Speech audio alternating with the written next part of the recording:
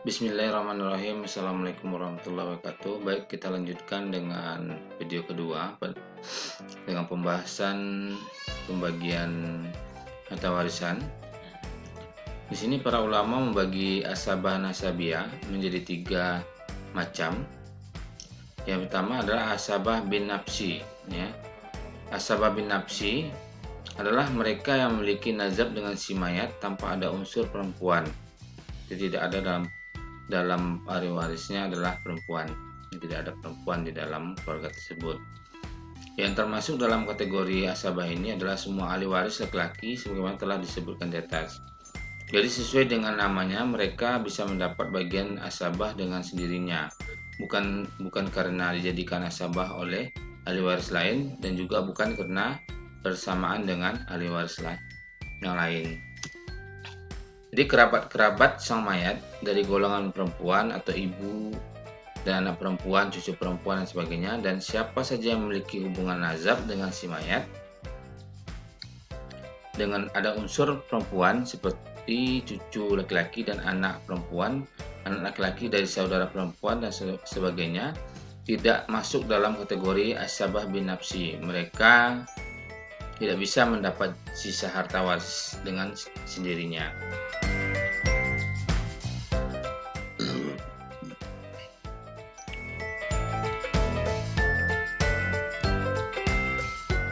Selanjutnya adalah asabah bin kair.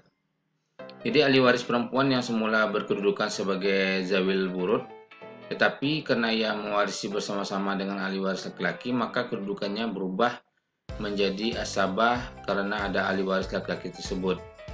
Jadi ketentuan besarnya perolehan antara ahli waris perempuan dengan ahli waris laki-laki adalah 2:1, ya. Yaitu sebagai ahli waris laki-laki mendapat 2 kali bagian dari ahli waris perempuan. Jadi terdapat 4 ya pembagian asabah bin kair, yang mana macam ahli waris perempuan kedudukan ahli waris zawil furud, tetapi karena adanya mereka mewarisi bersama ahli waris laki-laki, maka kemudian kedudukannya berubah menjadi asabah bin kair, ya, yaitu anak perempuan kandung, ya, ketika mewarisi persamaan anak laki-laki kandung, ya, si ayah. Yang kedua adalah cucu perempuan dari anak laki-laki ketika mewarisi bersama cucu laki-laki, atau cucu perempuan dari anak perempuan ketika mewarisi bersama saudaranya, yaitu cucu anak laki-laki dan anak perempuan. Selanjutnya adalah saudara perempuan kandung, ya, ketika mewarisi bersama saudara laki-laki kandung. Yang selanjutnya adalah saudara perempuan seayah ketika mewarisi bersama saudara laki-lakinya.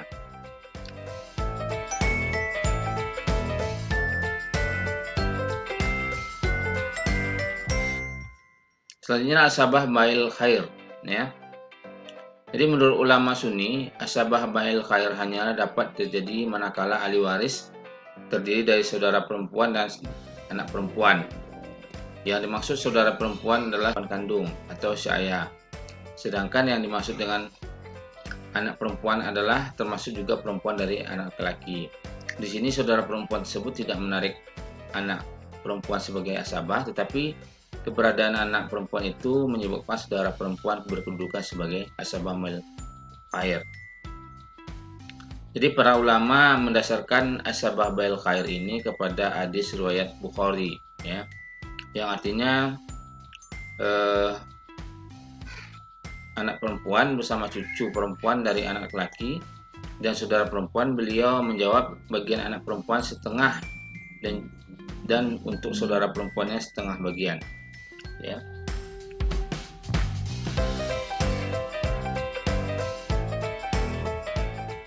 Ya, selanjutnya adalah ahli waris terhijab. Ini. Jadi ahli waris terhijab di sini adalah satir adalah tutup dan mencegah, sedangkan menurut istilah ulama ahli faraid, ilmu waris, hijab berarti tidak bisanya seseorang mendapat warisan yang sebenarnya bisa mendapat dikarenakan adanya ahli waris yang lebih dekat dengan si mayat.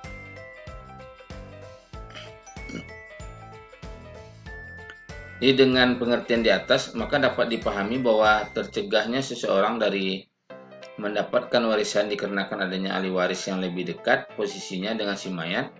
Jadi sesungguhnya ahli waris yang terhalang atau mahjub ini memiliki hak untuk mendapatkan harta waris si mayat daripada dirinya, maka ia terhalang haknya untuk mendapatkan warisan tersebut. Bila orang yang terhalang ini disebut dengan mahjub, maka ahli waris yang menghalangi tersebut dengan hajib, ya.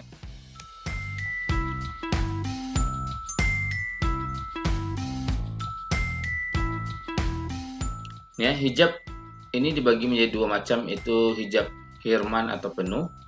Jadi hijab hirman atau hijab penuh ini adalah tertutupnya hilangnya hak seseorang seluruhnya karena ada ahli waris yang mendapat prioritas.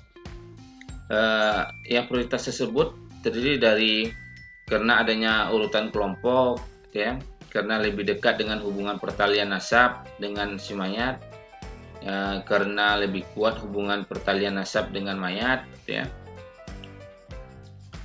Jadi dari seluruh kerabat yang tidak dapat tertutup hijab haknya, kecuali jika ada penghalang, yaitu adanya suami atau istri, anak-anak baik laki-laki, ayah atau dan juga ibu, ya.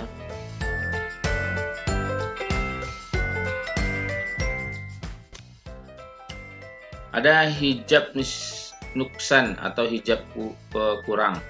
Jadi hijab nuksan adalah berkurangnya sebagian dari bagian yang diterima sebab adanya ahli waris lain yang menjadi penghalang. Jadi ketentuan tentang hijab nuksan ini dapat dilihat secara nyata dalam Al-Quran surah An-Nisa ayat 11 sampai 12. Secara umum dapat dikatakan bahwa setiap ahli waris yang berhak dapat terkena hijab nuksan, namun tidak semua ahli waris dapat menghijab ahli waris lainnya secara hijab nuksan. Jadi tentang siapa yang dapat terhijab nuksan atau menghijab nuksan serta beberapa pengurangannya adalah sebagai berikut, ya. Ada anak laki-laki atau cucu laki-laki, ya.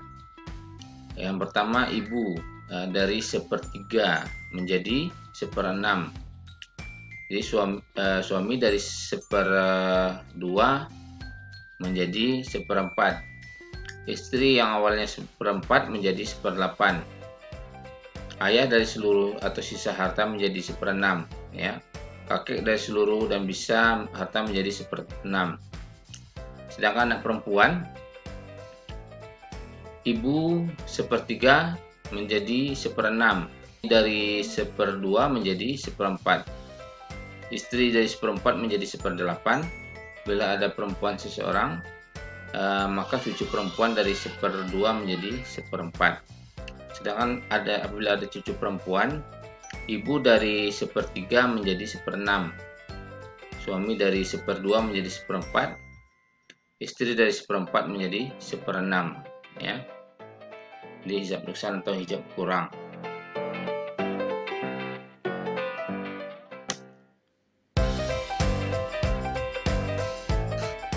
Jalan atau cara pembagian waris. Yang pertama, pelaksanaan pembagian harta warisan. Jadi sebelum harta peninggalan itu dibagikan kepada ahli waris, maka harus diselesaikan terlebih dahulu hal-hal sebagai berikut. Yang pertama adalah biaya perawatan jenazah atau tasis. Jadi biaya perawatan jenazah atau tasis ini mulai saat meninggalnya jenazah hingga penguburannya, seperti biaya memandikan, mengafani, mengusung, dan menguburkannya, biaya diambil dari harta si mayat tersebut. Selanjutnya adalah pelunasan hutang. Jadi hal ini sesuai dengan hadis riwayat Imam Bukhari dan Ibnu Abbas yang artinya bahwa seseorang laki menghadap Nabi Muhammad SAW bersabda, berkata ibuku telah meninggal dan punya tanggung jawab puasa 1 bulan, akankah aku harus menunaikannya? Beliau menjawab, kalau ibumu punya hutang, apakah kau membayarnya? Dia berkata, ya.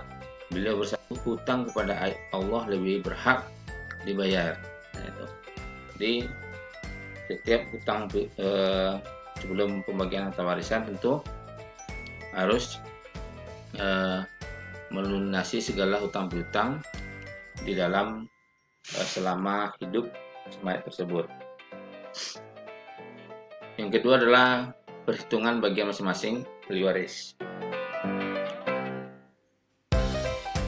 Baik, itulah yang dapat saya sampaikan pada pembahasan pada hari ini, pembagian ahli waris. Semoga pembahasan ini bermanfaat dan berguna, dan siswa dapat mengerti dengan pembahasan ini.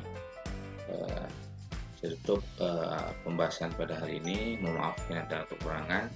Saya akhiri. Assalamualaikum warahmatullahi wabarakatuh.